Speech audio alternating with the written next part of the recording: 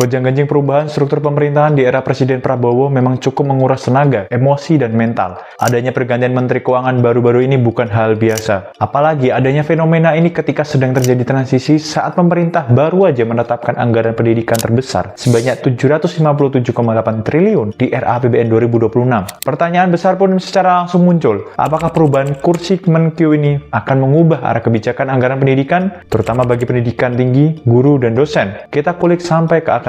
Sudah mulai memanas?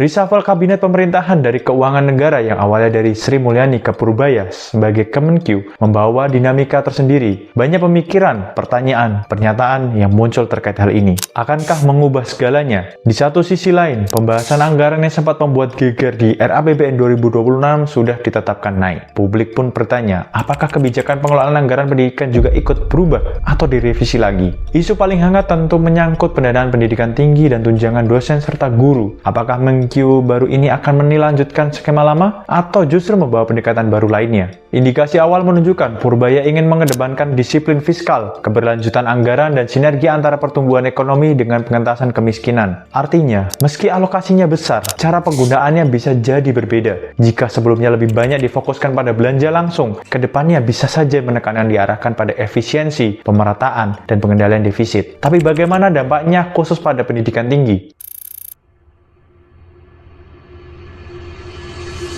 Sebagai Kemenkeu baru, Purbaya dikenal tegas dengan kebijakan fiskal. Ada 3 poin utama yang mencuri perhatian, mulai dari penghematan di beberapa sektor, pembatasan belanja subsidi, dan penajaman target penerimaan negara. Untuk dunia pendidikan tinggi, kebijakan ini bisa membawa dua sisi. Positifnya, ada penekanan pada pemantauan ketat, pengawasan efektif, serta penguatan akuntabilitas penggunaan dana. Artinya, dana pendidikan tinggi seperti BOPTN atau Bantuan Operasional Perguruan Tinggi Negeri atau beasiswa bisa lebih terkontrol agar tepat sasaran. Namun di sisi lain, kebijakan efisiensi ini berpotensi mempengaruhi fleksibilitas kampus. Misalnya, jika alokasi BOPTN ditekan atau beasiswa dibatasi, mahasiswa berpotensi terdampak langsung. Begitu juga dosen yang masih menunggu kepastian peningkatan kesejahteraan dan dukungan riset. Jadi bagaimana nasib alokasi anggaran pendidikan tinggi di tangan Purbaya? Akan semakin efektif atau justru terbebani penghematan?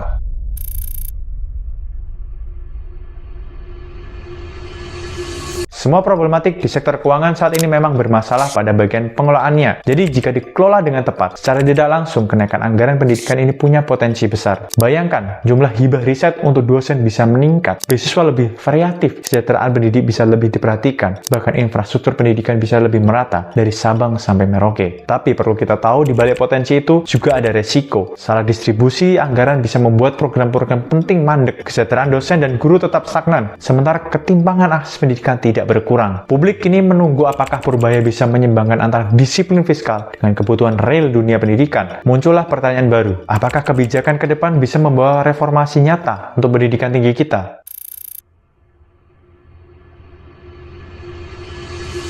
Setiap kepemimpinan memang sudah layaknya disesuaikan dengan gaya, pola pikir, strategi, acuan, standarisasi, hingga ke hasilnya. Ada kemungkinan besar pemerintahan akan mendorong reformasi sistem pendanaan pendidikan tinggi. Arah kebijakannya bisa menguatkan tata kelola, digitalisasi, serta transparansi dalam penyaluran anggaran. Tidak menutup kemungkinan pula akan ada eksperimen baru, misalnya skema pendidikan yang lebih terjangkau, bahkan ide-ide liar yang berani seperti pendidikan tinggi gratis jika pembiayaannya bisa diatur ulang secara efisien. Beberapa negara luar telah membuktikan pendidikan tinggi gratis bukan suatu hal yang mustahil, asalkan tata kelolaan dan alokasi anggaran dijalankan dengan benar, transparansi, serta disiplin. Lalu, apakah Purbaya akan menjadi Kemenkeu yang membawa terobosan besar dalam pendanaan pendidikan tinggi, atau justru menahan diri dengan alasan disiplin fiskal? Itu masih jadi tanda tanya besar. Pergantian Menteri Keuangan di tengah isu dan permasalahan yang memanas terkait kenaikan anggaran pendidikan membawa banyak ekspektasi sekaligus kekhawatiran publik, dosen, guru, dan mahasiswa. Pada akhirnya, anggaran besar bukan sekedar angka, ia wajib mampu menjawab kebutuhan real saat ini, meningkatkan mutu pendidikan, menyejahterakan tenaga pendidik, dan membuka akses pendidikan yang lebih merata. Apakah kebijakan fiskal baru ini akan membawa perubahan besar untuk dunia pendidikan kita, atau justru hanya melanjutkan pola lama? Tulis pendapat kalian di kolom komentar. Share apabila konten ini bermanfaat untuk Anda. Ikuti terus penerusan depth investigasi lainnya.